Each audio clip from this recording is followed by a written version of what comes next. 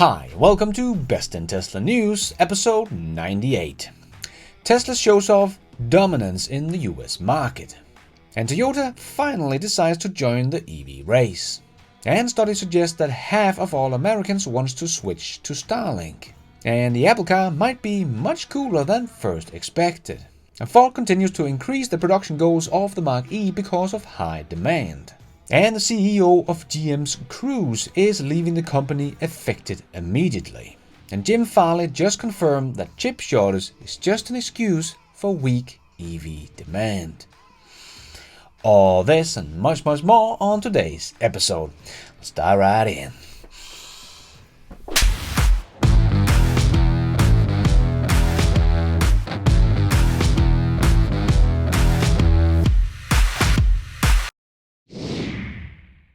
Let's put our living stereo stylus in this groove.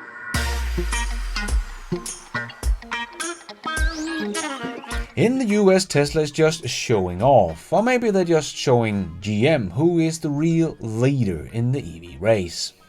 From January to October, Tesla registered 134,504 Model Ys, which became the undisputed and unattainable leader. In addition to this, Tesla registered 112,314 Model 3s, making Tesla more popular than the bestsellers offered by any premium brand, including gasoline-dependent models such as the Lexus RX, Mercedes C-Class, or BMW 3 Series. Total sales of the Model 3 and Y alone accounts for 65% of all electric vehicles registrations in the first 10 months of the year, which make GM sit with about 6% of the EV market with their 25,000 EVs sold. I can't understand when the race is this close that the President Biden mistakenly said GM was the leader when he should have said Tesla. Honest mistake. I think we need a goal photo to access who won here. But Ford is trying to speed up because of the great demand they see for their Mach-E. So they will try to ramp up that car to 200,000 in production per year in 2023. So that is great. And Elon did also congratulate Jim on Twitter. But it does leave Ford with a bit of a problem because the new production goal for the Mach-E means there is no room at the Mexican factory for the two new EV models they plan to produce here. So Ford is scrambling to find other location to make them. So the problem is that those two cars, which were scheduled to go into production in the middle of 2023, will not appear until late 2024 at the earliest. So that also shows the old guys are really not ready for the big ramp and totally underestimate the demand for EVs. If you of course can call it a big ramp of an EV from 65,000 to 200,000 over 3 years. Remember, Tesla will get close to 500,000 EVs produced in China alone this year. Second year of operation of that factory, and within those 2 years they built phase 2 of that factory. Just amazing. But Ford can't do that, and really shows how difficult it is for the old guys to produce EVs at scale, because as we can see here, it's not like Ford will produce just more EVs in 2023 than I already expected. They're just taking production from the two other electric cars they were planning to produce more of the models they have. So Ford is not going to produce more EVs, but will focus on producing more of the models they already have. And I'm kind of hoping this will help Ford to understand it would be better, easier, and much less complex if they did the opposite of what GM is doing. We will have 30 new EV models by 2025. Instead, focus on their very good EVs they have and acknowledge the demand of those EVs. And don't think you have to have 30 different models. Just like Apple don't have 30 or 40 different iPhones. They have a handful of phones to choose from, that's it. And Tesla has a handful of cars to choose from, that is it, making it much easier to scale production.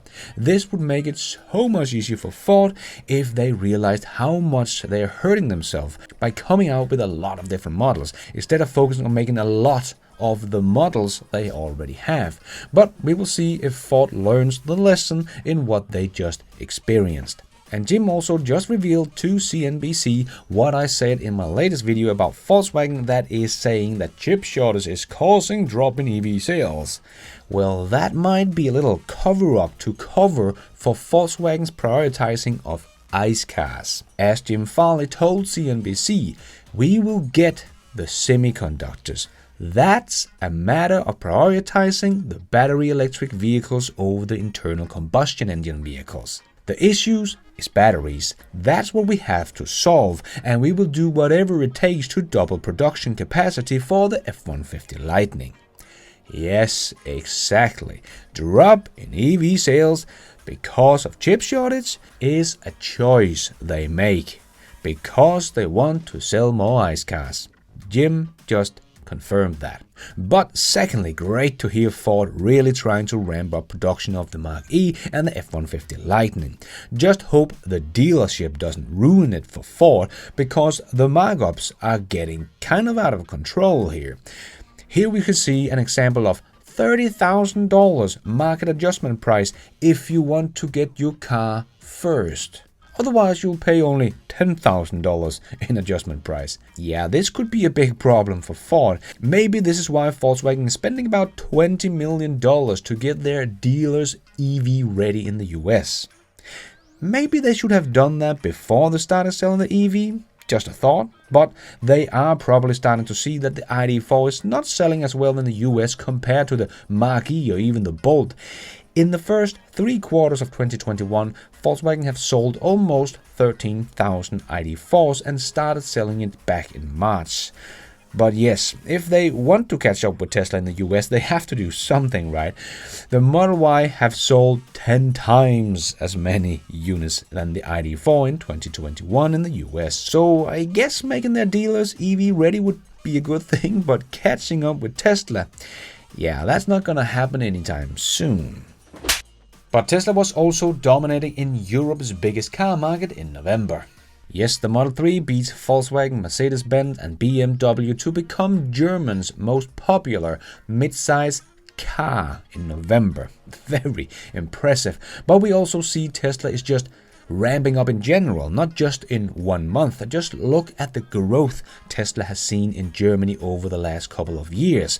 They will more than double in Germany this year, even with all the competition that is coming out in Germany this year. And we are not done yet. We still have 12 days left of the year, and we have had 18 ships coming to Europe from Shanghai here in Q4 alone. If we say they have about 2,000 cars on each ship, which, according to the information from Tesla's ship tracker, is at least what these ships can carry, we're talking about over 36,000 Teslas coming to Europe this quarter. So Tesla is not done in Germany, or Europe in general. Just look at this Q4 in Norway. What a sprint from Tesla. And we will probably see a very big push in the last remaining days of the years as well.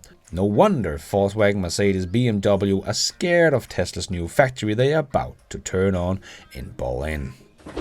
Can't wait to see what the column for 2022 is going to look like. And Toyota is charging people to use a button on their key fob. Yeah, a clear trend is starting to show. The old OEMs can't really do over-the-air update that matters, but they have seen Tesla charge its customers $10 a month for full connectivity.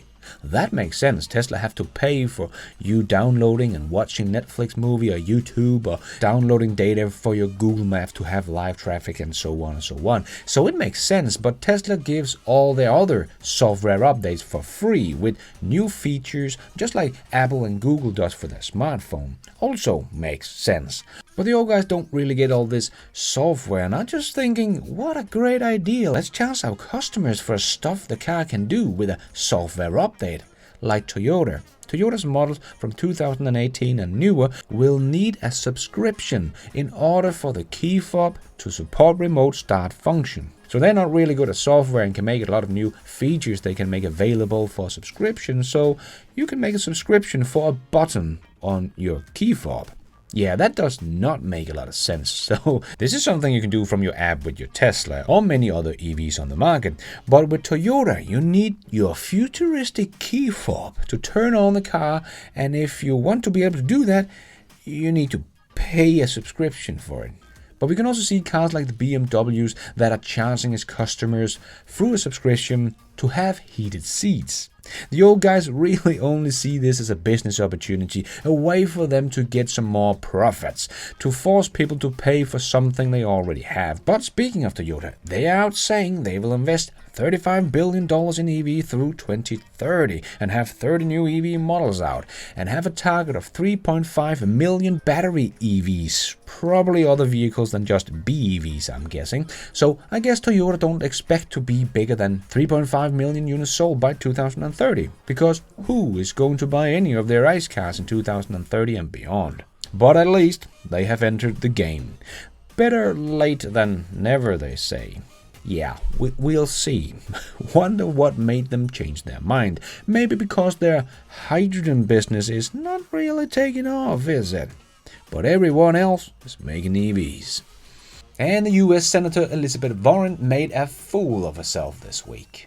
As she wrote, let's change the rigid tax code so the person of the year will actually pay tax and stop freeloading of everyone else. I guess she's just as ill-informed as the US president, because Elon just paid more tax than anyone else in the history of the US. $15 billion. So this is just a straight-up lie from the US senator. I think you called me a liar on national TV. What? I think you called me a liar on national TV. Let's not do it right now. You want to have that discussion, we'll have that Anytime. discussion. You called me. You told me. All right, let's not do it now. Embarrassing. And then she arrived in her private plane, and if true, as the DC Patriot wrote on Twitter, she only paid $5,000 in tax on her $12 million. If that is true, I have to agree with Elon. What a hypocrite.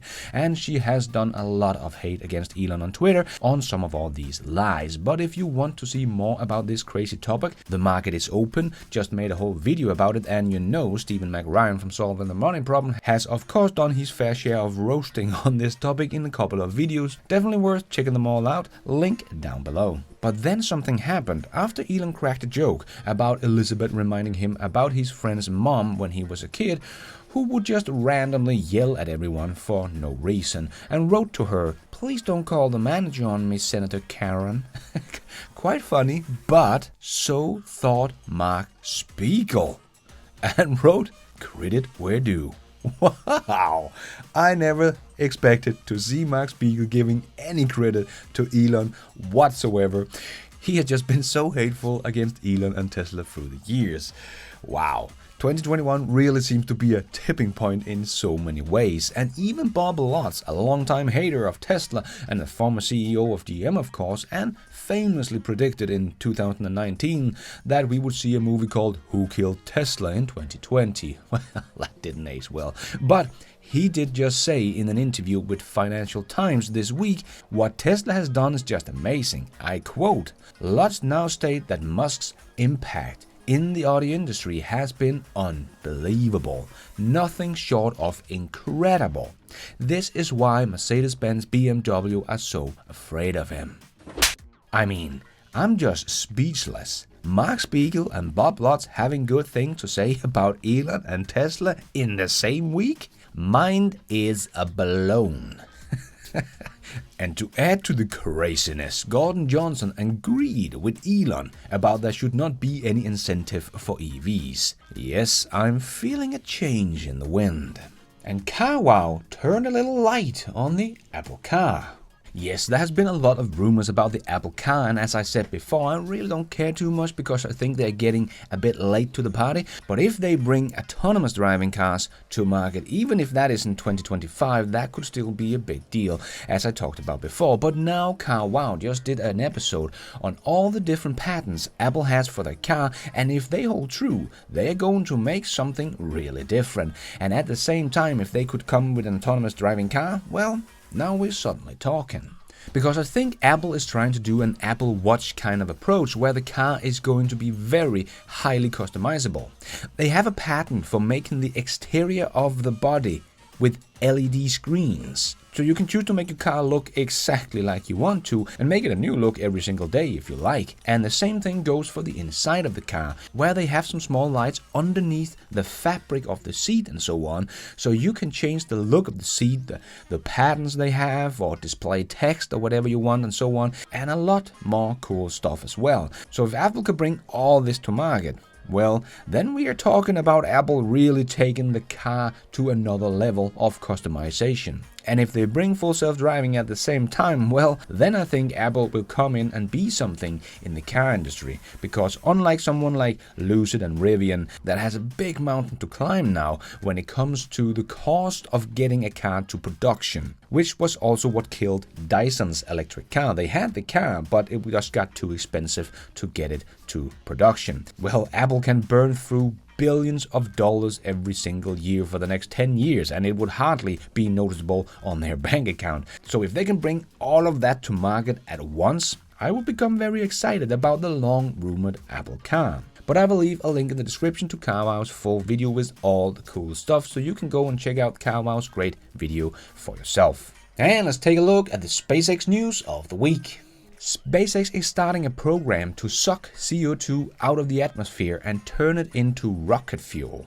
Now that is cool, and what an awesome project, and as Elon also wrote, will also be important for Mars. Yep, please join if interested. And Elon Musk also said to Times magazine in an interview, "I'll be surprised if we are not landing on Mars within 5 years."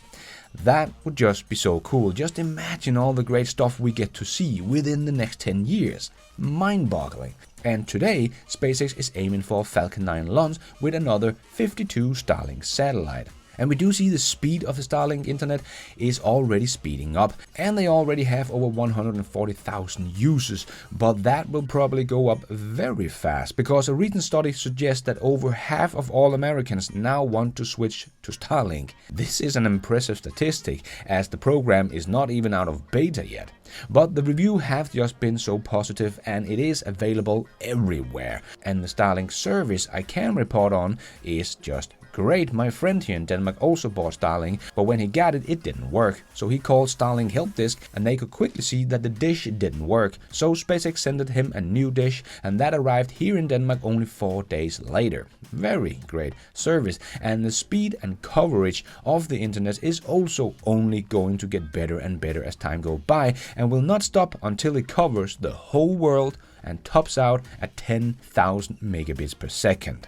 Crazy. And Elon also showed off a little video of the Raptor engines and wrote, each Raptor 1 engine produced 185 metric tons of force. Raptor 2 just started production and will do 230 plus tons, or over 500,000 pounds of force. Now that's a lot of power, and I'm still hoping that the first orbital flight of the Starship is going to be with Booster 4 and Starship 20. That would just be funny. And let's squeeze in the last short news topics into this news show. Yes, it's time for the Tesla Shorts. Tesla is making good of its promise to ramp up its service part of the business. Tesla has many new job offerings all around Europe for its service department. Go join and help out the mission if that would be something for you. And we might have another shortage on our hands. This time is graphite. The Chinese graphite producers cannot keep up with this demand, and China makes about 70% of the world's graphite. So I guess we now know what the legacy automakers will use as an excuse for next year for their fall in their vehicle sales. Graphite shortage. And if you don't believe the Chinese are coming, well, they are coming in more ways than just one. BAIC and Geely now also owns 20% of Daimler, which is enough power to block decisions. Rivian is seeing just how hard it is getting production going. They have seen some delays as we talked about last week, but after the first earnings call we can also see they are on track to soon lose $1 billion per quarter. This is why it's so important to be able to scale up fast, because it is of course not sustainable to lose $1 billion a quarter for very long. But Tesla also lost money for about a decade before they got their first profitable quarter, so Rivian still has a long way to go, but hopefully they can get the production ramp up as fast as possible before they run out of money. So maybe not such a good idea that they want to build a whole new factory before they have ramped up production in the first one. And CEO of GM's Cruise, Dan Ammann, is leaving the company effective immediately. We don't know why or what's going on, but Dan Ammann was the founder of Cruise back in the days when it was just a startup before GM bought it, so probably not a good sign of him leaving, especially when it's without explanation and effective immediately. Hope we will soon hear some more of what is going on, but that was Cruise and Waymo's CEO leaving the race both this year before the race is over. And Hans-Jörg von Gimmening shared on Twitter that his Tesla Model S P85 is getting close to 1.5 million kilometers driven, almost 1 million miles. That's just amazing. And Elon was announced Times Person of the Year and Financial Times Person of the Year. And they have done some great interviews with Elon. If you haven't seen them, I will leave a link to them below. But this one with little baby X sitting on his knees was very cute. And even Jim Farley, Ford CEO, was out congratulating Elon and Tesla for their accomplishment by quoting Elon from the interview. "Our intent with Tesla was always that we would serve as an example for the car industry. Mission accomplished. Congratulations, Elon Musk." Wow, big respect from Jim there, and Elon replied, "Thanks. Yep, Ford is starting to really change their tune about Tesla. Funny enough, I did not see Mary Barra anywhere. Congratulations, Elon." Well, she was probably busy leading the EV race. And Elon Musk was also on the cover of Newsweek, entering the Hall of Fame of America's Greatest Disruptors. Oh yeah.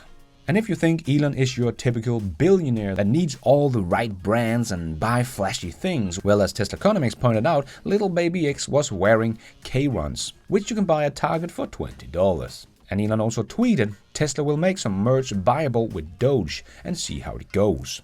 And GM CEO Mary Barra is at it again by talking about GM's lead, and this time she's saying that their electric Chevy Silverado will be unmatched. Of course, not giving any specs or anything to get excited about, just as usual, talk. And Tesla rolls out active road noise reduction for the new Model S and X. Now that is a cool over-the-air update. And Alex Thompson here shared his very low Tesla insurance for a 21-year-old. Yep, Tesla is also disrupting the whole car insurance industry as well. And we will also soon see the game Sonic the Hedgehog in our Teslas. Oh yes please. And Elon also said we might get Cyberpunk and The Witcher in next quarter. That would be so cool. And Volkswagen is entering a partnership with Bosch to make automotive software. I thought Volkswagen was making their own software. I guess it was harder than Volkswagen thought. But Bosch? What kind of software are they making? I don't remember using any of Bosch software. And Joe Tagmeyer shared some pictures of the Giga Texas where we can see what is supposed to be the battery production line. The 4680 cells battery production line. Wow, when you know how important the 4680 cells is going to be, this picture is just so exciting. We have heard it before, but now yet another new study finds vehicle emission decline linked to decrease in death, which could save a country like the US $270 billion a year. Yes, the whole switch to zero emission will cost a lot of money, but we will save so much more in the long run. I will leave a link to the whole study below if you want to read it all. And Sawyer is saying that the semi-truck is now in limited production. So hopefully with only 2 weeks left of the year, Pepsi will soon get a couple of semi-trucks to test out. And finally some good news about EVs coming from GM. They have officially started production of the Hummer EV and the first delivery to customers starts now. Nice. And if you remember, back in March, GM did sell the very first Hummer EV with vintage number 001 on an auction. And that will now go to the happy owner that paid $2.5 million for that car. Man, that has to be the biggest market adjustment package I have seen so far. Tesla get approval to launch 3 more models in India, making it a total of 7 models to receive approval. So what are we waiting for, India? Let's get those import duties down and let's get this show on the road. And a Waymo test vehicle in San Francisco has hit a pedestrian yet again. If it had been a Tesla on full self-driving, it would have been breaking news on CNBC. But it was just Waymo, so no one cares. And a Tesla Model 3 made a live crash test. A 2,000-pound tree fell on the roof of the car, and no one got injured thanks to the safest car in the world. And the Tesla Model 3 wins Edmunds EV of 2022. The Tesla Model 3 is Edmunds' top-rated EV. A title is now held for 3 years in a row. And as they say, the Model 3 is still the one to beat. Couldn't agree more. And before we end up with a bit of fun, I just want to make a quick shout out to my newest patrons and members of this new show.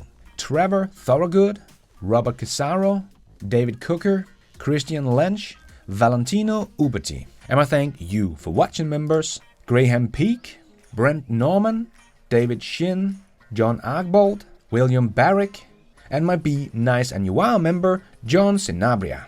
Thank you so much for all your support. I am doing this all by myself, but you guys are all the producers of this show. Thank you. And a big and special thanks to Supporter of the Week. And this week's winner is GM. Not that GM, but my GM. That has been a thank you for watching member for over 15 months.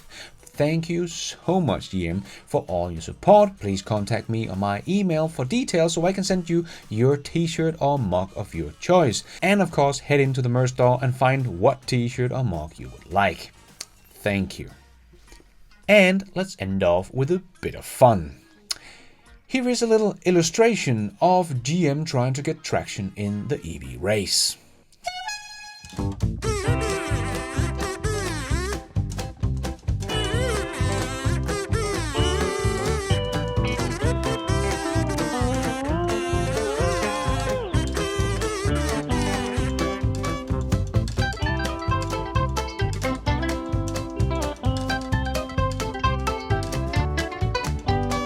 That is all we have time for in this news show, and this being the last news show before Christmas. Merry Christmas, everybody. I hope you have a wonderful holiday, and I will see you on the other side of Christmas for news show number 99. I hope if you like this news show, don't forget to give me a Christmas present of hitting that like button. It does really help this video out a lot. And if you did like the video, maybe you want to consider hitting that subscribe button, notification bell, so you don't miss out on future videos just like this one. If you are already a subscriber, thank you so much for your support, and if you want to support the channel even more, remember you can for as little as $1 become a patron of this channel and get your shout out on this show.